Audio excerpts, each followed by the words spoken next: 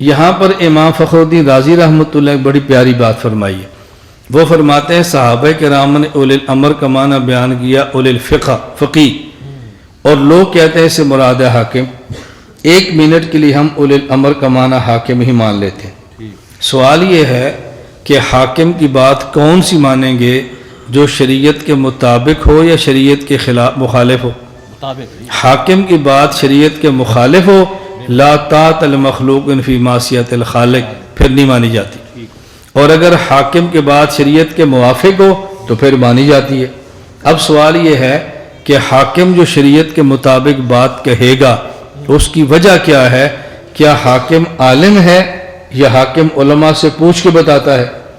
اگر حاکم عالم ہے اس لیے شریعت کے مطابق بات مانی جا رہی ہے تو یہ بات حاکم کے نہیں ہے بلکہ حاکم عالم کی ہے.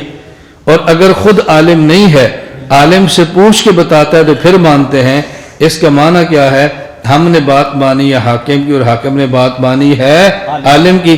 تو اولی الامر سے مراد فقہا ہو پھر بھی فقہا ہیں، اولی العلم سے مراد حاکم ہو تو پھر بھی فقہا ہی، پھر بھی فقہا ہی ہے.